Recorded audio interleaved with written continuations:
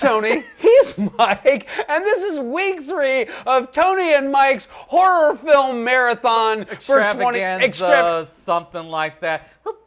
We'll put it right here. Yes, the title. It's right there. Look. It's right next to the like and the subscribe button. But today we are talking about 1986. 1986's Vamp.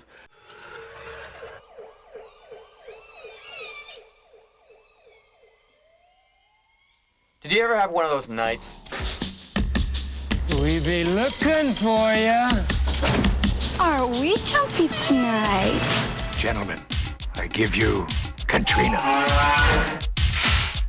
You're just what I'm looking for. God, you look awful. What happened to you? I was nearly hung. I got into a fight with a psychotic albino. I hit a cockroach, my best friend disappears, and then I'm nearly assassinated by a runaway elevator. Anyone can have an off night. This is fantastic! Vamp, a comedy with bite. Starring Grace Jones and Chris Makepeace and the other guy and then the cute blonde girl and Long Duck Dong. Yes. Oh, yeah. yes. Don't know his name. You can look it up yourself. Actually, Quick and dirty. I was going to say, I do believe they actually said his name was Dunk Dong somewhere in this film at the beginning, towards the beginning. No, it was Duncan something or another is the character's name. I don't know the actor's name. And no, I'm not putting it up here. It has been forever since I've seen this film, and the irony of it is that I own this movie on Blu-ray. Oh, did you really? I bought the limited edition. Already it's a buy for Sony. You have to wait for my what I'm going to say later. And I'm going to say this. This movie starts off, it's two guys that are trying to get into a fraternity and they're being hazed, and they come up with this great idea that they are going to, provide a service for the frat house party, and that's what's going to get them in. You're gonna have a big party tonight, right? And for this party, you're definitely gonna need party stuff. You're gonna need booze. You're gonna need tunes. You're gonna need entertainment. Booze is easy. We provide it. Anything at all, anything you need, and we're in.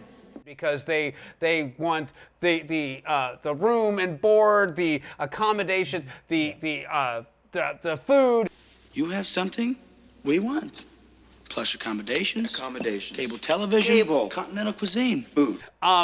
And so they make this agreement.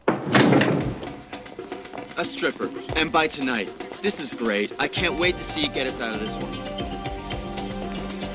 After all these years, you don't trust me?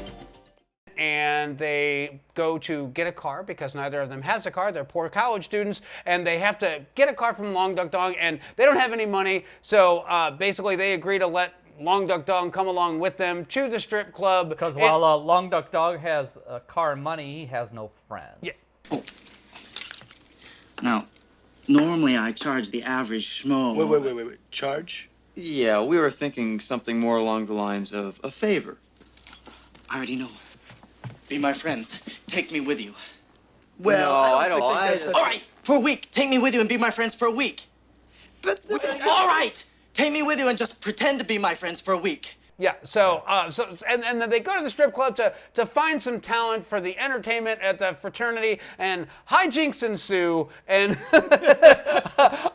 because if we don't stop there, this is going to get so granular. But I will say this, the big reveal is that it's a strip club filled with hot vampires.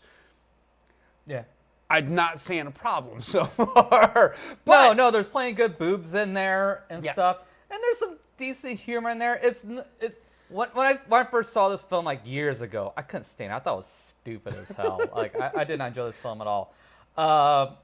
Watching it again here recently, I still don't particularly enjoy it, but I don't hate it. Yeah.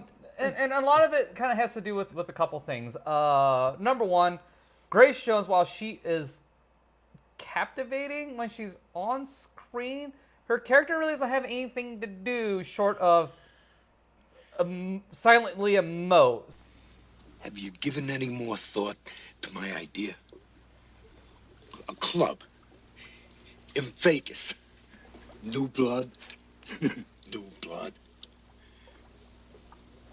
See, they're all tourists.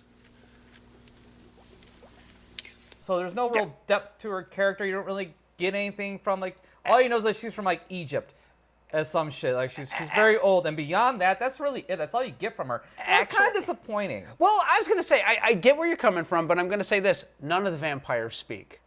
None of them. None of the women that are vampires speak. The only people that do speak are their manservant zombies that actually run and host the club. Yeah. So there's some mythology here that's kind of built into it. So all the vampires are nonverbal, and yes, Grace Jones does everything she can with the non-dialogue that she's given. You get where she's coming from. You understand the story. She's able to convey all of that with no dialogue whatsoever. I'll take care of it. You're not going to punish her? If it were me, look, if I had some power.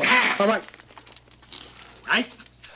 I own this movie because I'm fascinated by it for several different reasons. And I'm not going to tell you that I think it's a good movie because it's not. It's not. It is, however, fun. It is absolutely a beautiful movie. This movie, the lighting in this movie, every frame, every shot. What I hate about this movie is the lighting, the pink and the green lighting, and every shot is a Dutch angle. You your Dutch angles. You and your pink and green lighting. I'm glad you're editing this. But that'll be said. I'm fascinated by it because I'm of two schools of thought on this one. This is either a really good script with a really bad director, or this is a really good script that had no budget and they went way beyond what they should have been able to accomplish with this. And I'm kind of leaning into camp number two, and I'll tell you why. Because for the first time ever, while I'm watching the Blu-ray, I'm like, oh, there's a blooper reel. So I threw the blooper reel on. And there's actually a bit in the blooper reel where Chris Makepeace, who's one of the main characters, actually the main character of the film, pops up, and he pops up out of the sewer. It's obviously one of the street shots that they're doing, and he goes, you know, you're only giving the editor 3 weeks to edit this film. He's going to need a lot more time than that. This movie deserves better. And then there was also a bunch of shots in the film, big stunts, a whole sequence that took place on a rooftop, a whole thing that had this like big mechanical slide that the stunt people were shooting out of, and they were laughing hysterically after they landed and all this. And I'm like going, where the hell was any of that in the film? Because that wasn't in the movie that I just watched. So I legitimately think that they were hamstrung by not having enough time or enough money to actually produce the film as it was intended. And this is what they were able to put together. And because they had some phenomenal marketing for this film, it kind of became a hit at the time that has been completely lost to the sands of time. Vaguely remember marketing for this. Vaguely. But of course, you know, this is 1986. I mean, that was like forever ago. Yeah. So for me, the big strength in this movie is the side villains. Yes. It's the proprietor of the bar. Come here.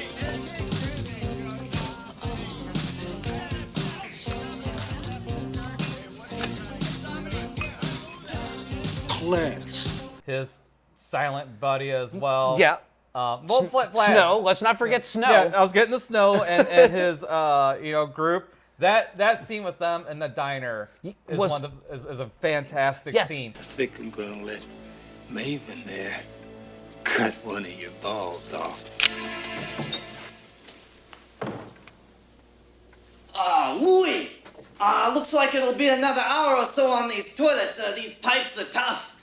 Yes. And unfortunately, it didn't really expand upon it, which kind of sucks. It was a missed opportunity. This movie sets up a lot of things that don't have any payoff. There is the first 25 minutes of this film are so well handled, so good.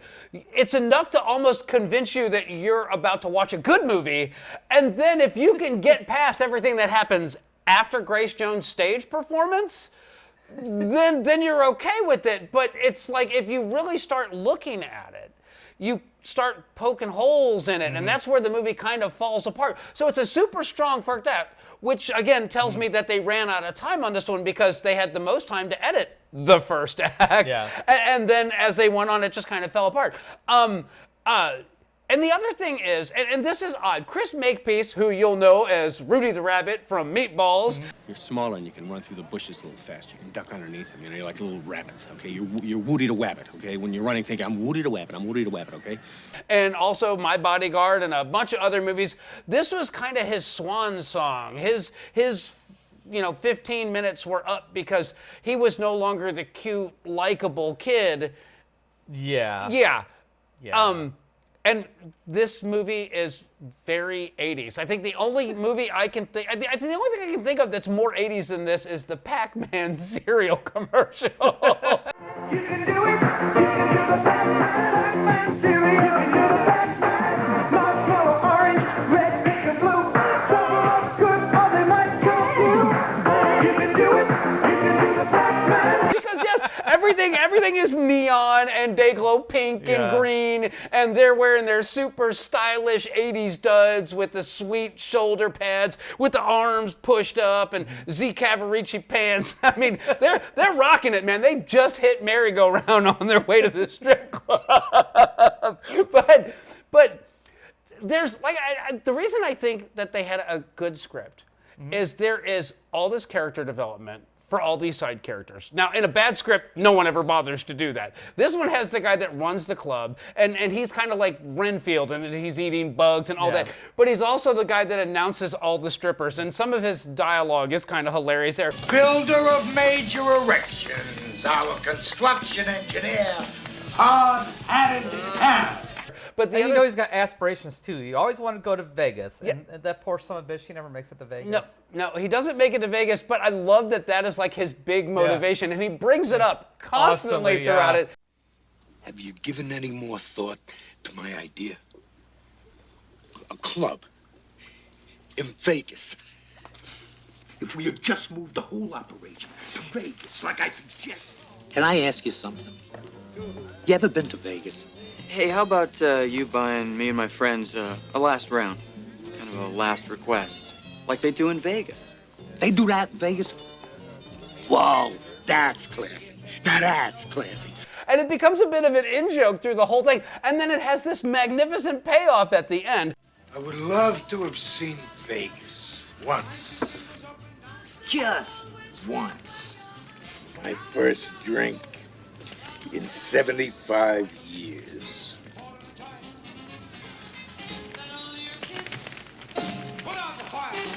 Again, all signs of a good script that were either bungled by the director or that they just ran out of money for. So, yeah, I didn't do any look into the director or anything like that. And again, I think by the choices of the Dutch angles and the lighting, I think he's probably a poor director. He probably didn't do a whole lot after this.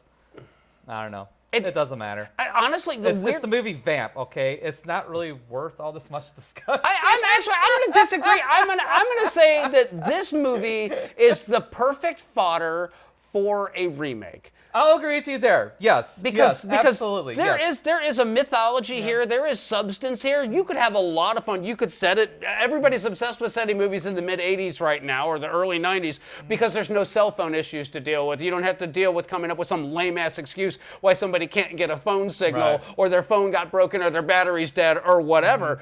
But it needed a more charismatic leading man. Yes, that's a big fault. His buddy was way more charismatic. Yes! Drop the knife, Snowflake, or you'll be picking these up off the floor.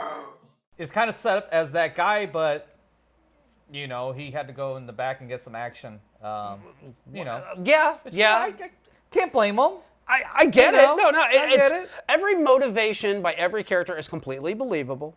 And I love the fact that where a lot of 80s movies, they'll play the rich guy in college is swarmed by people and has a posse of hangers-on. I love that in this movie it's exactly the opposite of that. That he has they go into his dorm room and he's got a bunch of people there and they're all working on stuff for him, all that. And the minute 5 o'clock hits, they all get up and bail. And he's like, guys, I got pizza, I got this, I got that. Hey guys, hey, where are you going? Hey, I ordered some pizza. I'm a vegetarian. Hey, wait, just I'm buying. So it's kind of funny that they handled it that way, and I thought that was charming and I smart. like that. One thing that kind of like, but was also kind of annoying too, was the cute blonde. Yeah. Where she's like, you can't believe you don't remember. You can't believe you don't remember. And finally, she's like, spin the bottle or whatever it was, but it's like it wasn't worth the payoff. It was one of the few things that actually paid off that wasn't even worth a payoff. It's like you could have said this like hours ago. Yeah. Remember, hey, spin the bottle. Allison Hicks, remember Seaside Heights, summer vacation, 5th grade, we were in Sue Leonard's basement, we were playing spin the bottle. And so I don't know. Yeah, no. I get exactly where you're coming from. I agree that was kind of a lazy sort of payoff for that one. But the one that I think needed more meat on the bone was Snow and his group. Yes, because they're set up as such an interesting group. And I love the little callback to Warriors because they're cruising that hearse. Yeah. But yeah, they have this beautiful setup, and you get nothing from them. They die at the hands of the vampires in the middle of the street.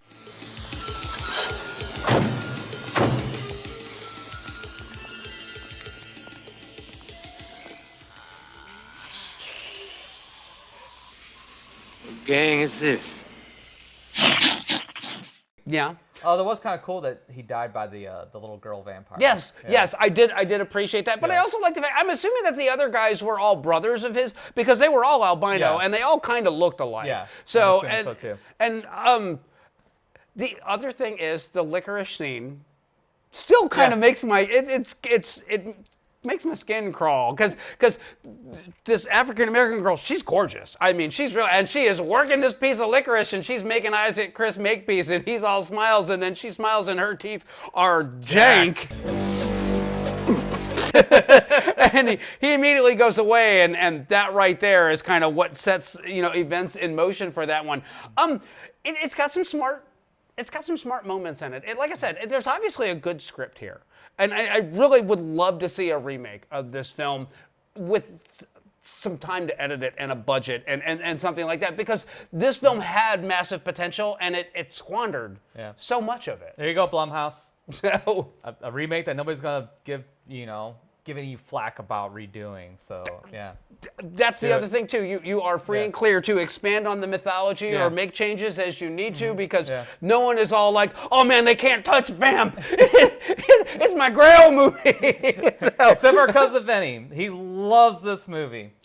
Which is the reason why I'm doing it anyway. Well, I enjoy it. I don't love it. Like I said, I own it because it's kind of like one of those, okay, it's a fun film to analyze because there's so much what went right, what went wrong. And where did it go off the train? And, where did it go off the rails? And there's a lot of dissecting you can do to this film, but it doesn't feel like wasted time watching it or talking about it. There is something that this could have been a cult classic. Okay. It just didn't land. Yeah. So, all right. So it's a recommend. I would say if you are a horror film aficionado, if you really love horror films and you want an interesting take on vampires that's not quite like anything you've seen, give it a go. But I'm just going to tell you right now, your mileage is going to vary. This is not a 8 out of 10 film. This is a 6 or a 6.5 out of 10 film. So, yeah, if there's like an action bull for horror, this would probably be like a 12, maybe 15 for me or something like that. That sounds about right. It's not a recommend, but it's not an avoid either. It can be fun if you got some people with you, just hanging out, or something to kind of have in the background or something like that. So a drinking game could be made from this movie. Yeah, probably. So that's what I got. That's it. I'm good. I've said everything I need to say. I feel cleansed. Right. I'm ready to go to Vegas. Cool. You ever been to Vegas?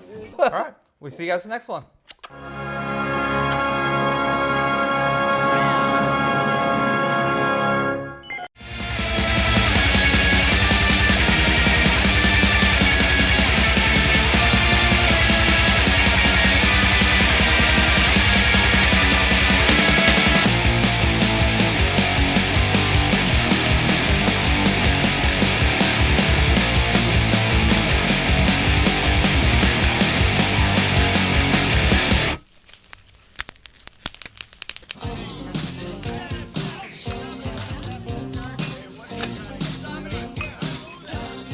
Claire.